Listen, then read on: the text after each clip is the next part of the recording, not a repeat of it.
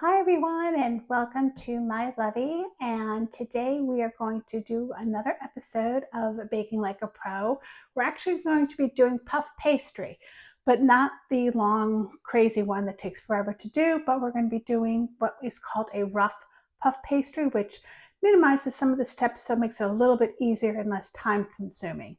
Um, very simple ingredients. All you need is flour, sugar, butter, salt, and some cold water. The butter, of course, is going to be cold.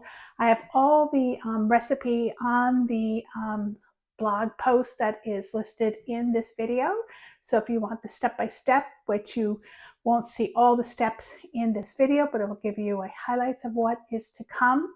Also, I'll be taking this recipe and making some apple turnovers, and I'm going to be using our apple pie jam that we make here at My Lovey. Everything is either orchard to jar or field to jar, meaning that whenever we pick the fruit, we make the jam, jelly, or marmalade that day. So it locks in all that freshness. But we will be doing the apple pie jam for this one today. But it goes really well if you had a blueberry jam, a strawberry jam, or anything that you'd like to make to fill in there. This all works, whether it be sweet and or savory. So let's get started. Hi everyone. Okay, let's get started with the basic recipe here. In a bowl, you're going to combine 1 1/3 cups of all-purpose flour. You're going to have 1 teaspoon of just regular white granulated sugar, a 1/2 teaspoon of salt, 3/4 cups of butter, cold, sliced into small little cubes. You really want it cold, that's the whole point. And you're probably going to use about 6 tablespoons of very cold ice water. You're going to mix all these ingredients just in the bowl, mush it around with your fingers just to kind of get into big clumps kind of there, because all you're trying to do is just get everything just basically mixed together. You're going to mix it all in this bowl. I don't recommend using a food processor, even though a lot of times food processors are really good for these kind of things and pie crusts and such. But unless you're really careful with it, maybe just pulsing it, it does make it just a little bit too fine, the butter in the flour. So I recommend just for this one part of the stage, just to use your good old fingers and blend everything together. Once that is all together, it'd be kind of a shaggy dough. You'll see pictures in the blog post what it will look like. You're going to wrap it up in plastic, kind of make it into a disc that is, about 3/4 of an inch to an inch tall. It'll be rectangular in shape, not necessarily circular, so you can kind of fold it into that trifold, looks like a letter style, and you're going to wrap it up. And like I said, keep it in the fridge from 2 to 24 hours. After that, you'll get into the rolling stage. Okay, we're ready now to do our final rolling. I've already done 6 of the turns, which is your business letter fold, which you've done. Do your quarter turn, roll it again, do another quarter turn, and roll it out again. You're going to do it 6 times. The consistency is trying to keep it as the thickness the same, so your layers are very consistent, but the size, whether it's 6 by 12 or 5 by 9, is not as important as much as the thickness. But usually I try to stick to the a standard size, which is in the blog post, which has the complete recipe. So now we're all rolled out. I usually just do a little bit of rolling just to make sure it is thinned out to the size I want, because I'm going to be doing some turnovers, and I'll be doing some apple turnovers. So whether you have a knife or a razor blade, I like to use a regular pizza cutter. For some reason, it's really easy. I'm going to be making some triangle shaped ones. So the first thing I'm going to do is just go down the middle, and then I'm going to go across. So I have 4 nice pieces that I'm going to be doing right here. Next, we will be adding our filling. And since I'm doing the filling in apple, for making apple turnovers, I'm using our apple pie jam. You're just going to put a little dollop in there. Okay, so now we're going to be making our apple turnovers using the puff pastry that we had. I'm using our apple pie jam, which you can use any um, jam, jelly. Well, probably not jelly. It might get a little bit too loose on you, but you can do savory, you can do sweet. I have strawberry jam, I have peach jam, I have the apple jam, so blueberry jam, whether you make it homemade or you buy something from the store is perfectly fine. So usually what I like to do is I have this out here and I'm going to take a nice big heaping tablespoon. These are pretty, and I'll put it right in the middle in there. And we're making 4 nice big ones right here.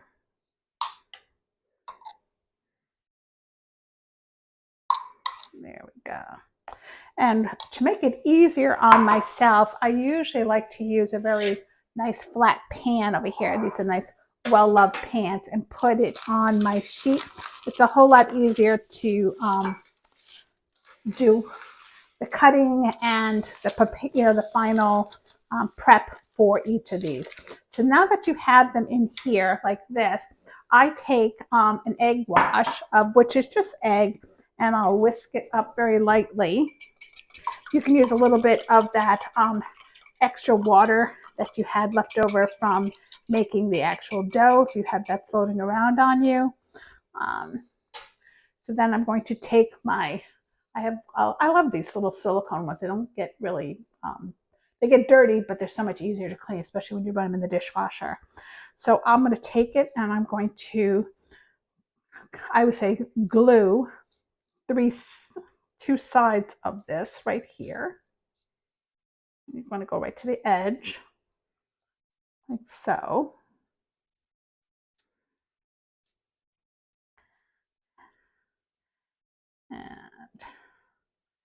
And you're going to be preheating your oven to 400 degrees. Puff pastry, any of that kind of, whether it's for croissants or regular puff pastry, tends to work really well at a very high heat so that the butter gets steam in it when the water evaporates out of the butter and it just puffs right up. So you really don't, it's not a recipe that uses a low temperature. So then you're just going to fold over, kind of so. That's why I like to do in here, because then they get kind of delicate over there. And we're just going to kind of do them like this.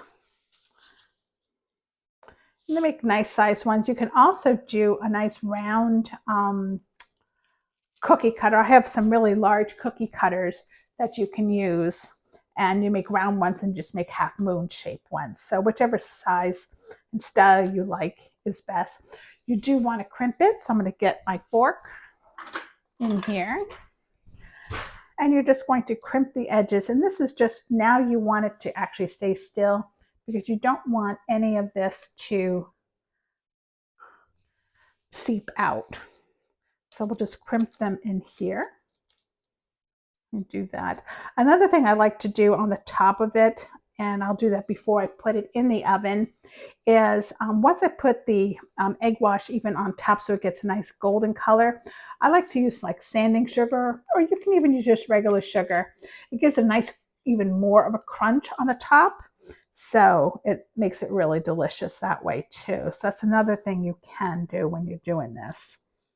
So there you go. We have all of that.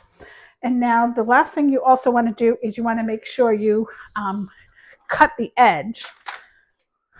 Not necessarily the edge, but you want to have a little bit of a steam thing. Just like when you're doing a pie, you want to have some of that steam to go out. Otherwise, I always say it just like explodes on you. So we'll do that in here.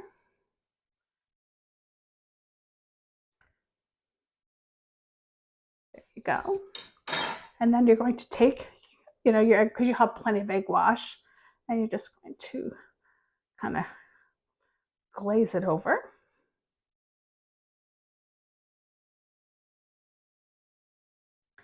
And this, they're actually, once you make the dough, it does keep really well in the freezer for like a month. So you don't have to say like, oh, I want puff pastry, I want to make some turnovers. And I really like to make it because it's really nice and special and easy to do. But, I don't want to make it right now. So you can make some and just keep it in the freezer. And then especially when the fall comes, or even in summertime, when all the different berries are out, whether it's strawberry or blueberry season, you have something that you can just easily make a really quick dessert. Then if you want to make some homemade ice cream or just even just some whipped cream, they're going. So now they're all done like that. And you can actually put some nice sanding sugar on that. And like I said, most of them, depending on your recipe, most are going to be at a 400-degree oven.